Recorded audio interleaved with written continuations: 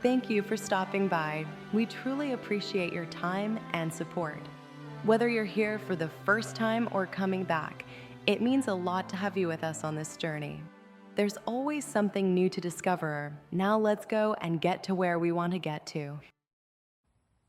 I believe there is one thing that is the killer of all relationships, and once it shows up, it almost never allows the relationship to be salvaged. It's not money, it's not cheating, it's not in-laws, it's far worse. So I'm going to invite you to listen with your ears and not with your triggers, because whether you know it or not, you've probably done this, you've probably had it done to you, and you probably don't even realize it. The killer is contempt. Even though I do have a PhD and my own opinions, this isn't just my perspective.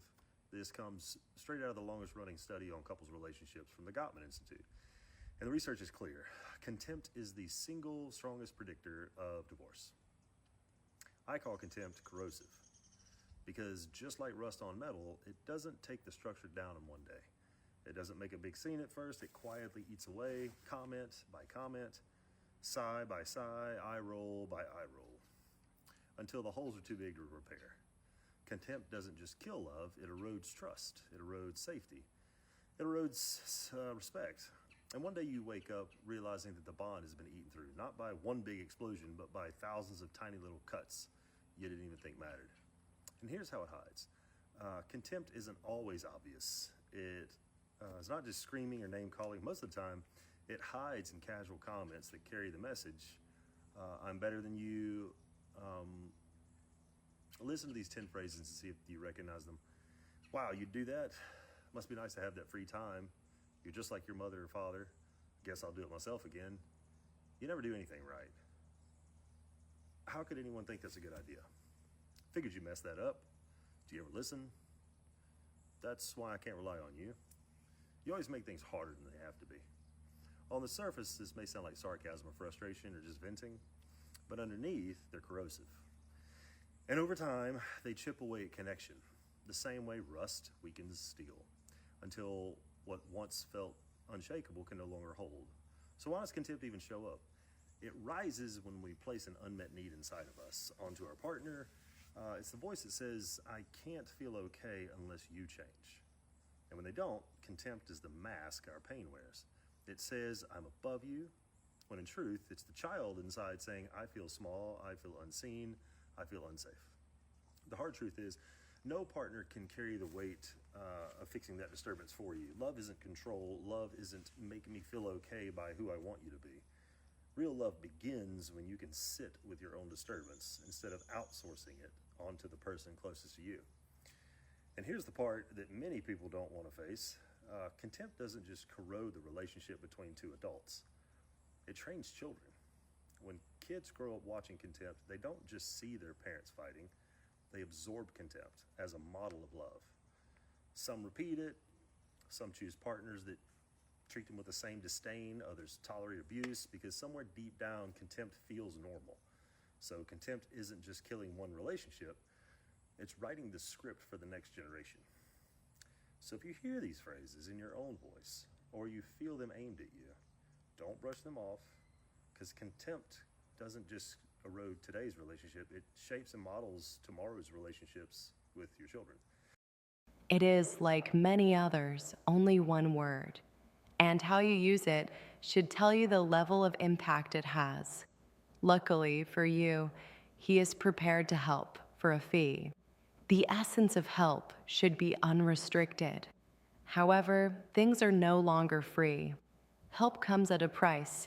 The question should always be, am I ready to pay that? Because asking yourself any other question would be dishonest.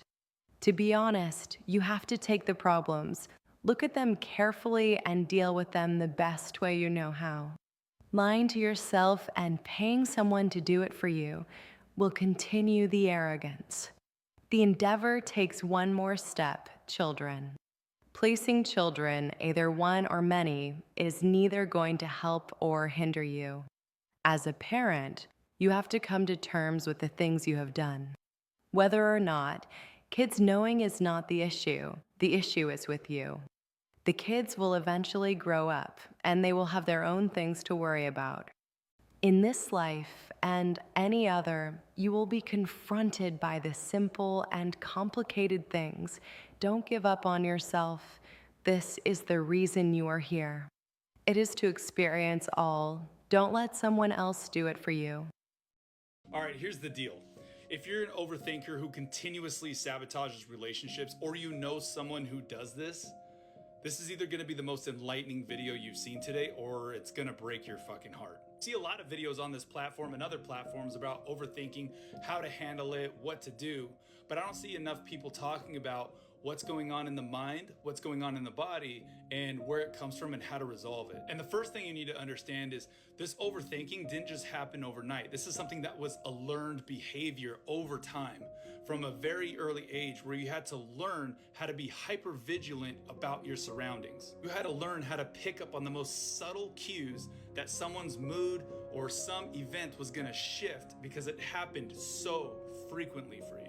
And you had no control over this. And to be honest, this skill of hypervigilance is sometimes a gift, where you have this strong intuition of something that no one else can pick up on.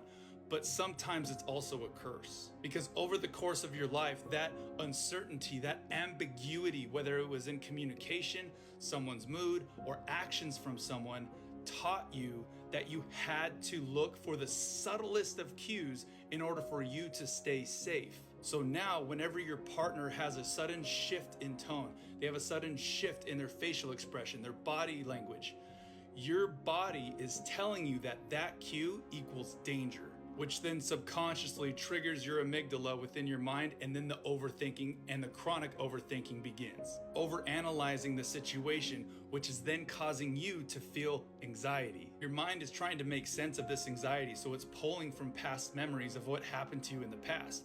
So now it's creating thoughts of danger in the future, which then causes a mishap in communication and actions on your part. And don't get me wrong, sometimes you're absolutely right with the cues that you're picking up. So it's gonna be up to you to be able to learn how to sit in that discomfort, learn how to observe what's actually happening, instead of trying to place your memory of what's happened to you onto the current situation, especially if it's with someone new.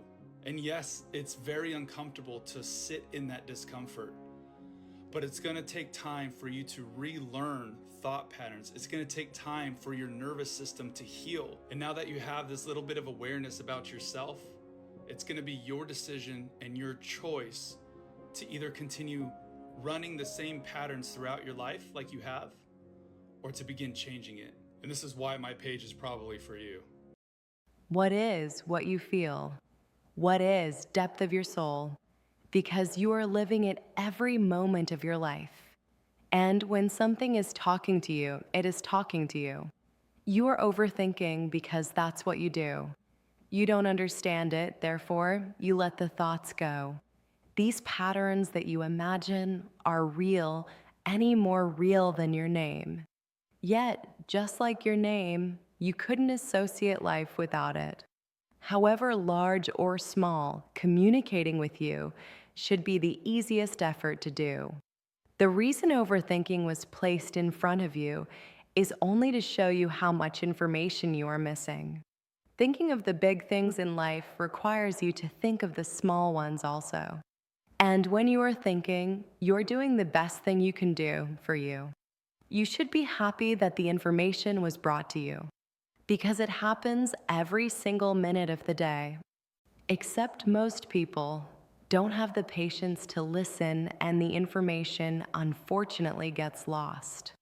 You can think with your eyes open or think with your eyes closed, but when you close your eyes, you can also dream. Do I respond to my husband when he demands submission? What? Yeah. What does that so I guess mean? a little background, I guess. We've been married for almost 3 years, and since we've gotten married, he's often used the Bible verses about wives submit to your husbands and everything to end our arguments. My faith is really important to me, so it feels like a trump card has been played when he does this, and I just shut down. Yeah, it's like taking a Bible and hitting you in the mouth with it, Yeah, exactly. and then blaming you for bleeding on the pages. Yeah, That's a good way to put it. All right, give me an example. Recently, I guess I brought up my need for a bit more contribution around the house. And this devolved into an hours-long argument where he ended up reading these verses to me off of his phone. Oh my gosh. Do you have kids? I mean, what kind of help do you need? No kids, but I kind of feel like I do a bit more than my fair share, I guess. Well, he's playing video games. And so I say, hey, can you vacuum or can you take out the trash? And the argument will devolve into, well, you can quit your job and then you won't have anything to complain about anymore. He pauses his video game to look over his shoulder at you and then grabs his phone and reads Bible verses about how you should submit to him? Yeah, and sometimes the video game isn't even paused. I literally am out of words. Yeah, I mean, this isn't about me. How can I help? I won't speak about him necessarily, but I feel very dismissed, unvalued. Wait, why? Just because he plays video games and hits you in the face with the Bible and he doesn't help? Like, why in the world would you feel dismissed? It's kind of it feels like a gender game. There's certainly merit in that. We are meant to complement each other. Hold on. No. Don't do that. Please don't do that. Okay. This is not a gender game. This is not a scripture game. Because the other part of that talks about die for your wife. That is not a verse about you get a lifetime maid and sexual slave at all. That's such a disgusting, gross misrepresentation of what that talks about. It's abusive the way that's used. And here's why it's abusive, because you're bound inside of a faith context, right? Mm-hmm. And you're not leaving that faith context. And so inside those walls, he's taking this Bible and he's beating you over the head with it and saying, you do what I say. While he's sitting there eating Cheetos, playing video games. Jeez, dude. Okay, I need you to hear me say you have a very hard road ahead of you. And this is a choose your hard moment. You are a maid, you're a sexual servant, and you are a child dispenser. That's going to be a very hard life. And it will be very hard to untangle yourself from this madness too. And I guess if nothing else on this phone call, I want you to feel permission to reclaim your autonomy. I'm sorry. It's not a matter of there's an easy route out of this thing. It's just too hard path. And so whenever somebody's faced with a choose your hard moment, my recommendation is to pick the hard path that will get you to the place that you want to be in 5 years, in 3 years. I wonder if a woman like this could ever find the right kind of man. In this little 2 to 3 minute video, she ultimately regrets her position in her marriage. Sure, she calls and explains the problem, and the man who she is talking to simply cannot help her because she knows the answer already. You see, in order to apply the solution, she would have to disrupt her own marriage. She has become the definition of a poorly constructed union, and the only way to leave it is to end it. Little does she know that she will leave it. It's just a matter of time. Thank you for your valuable time today. It is our choice that we spend this time together. While you may or may not see some of these videos for what they are, always remember these are only choices that are given to us to make our best decision. We don't know whether they're winners or losers. No one does. It is simply an abstract thought trying to make you think. Thanks again.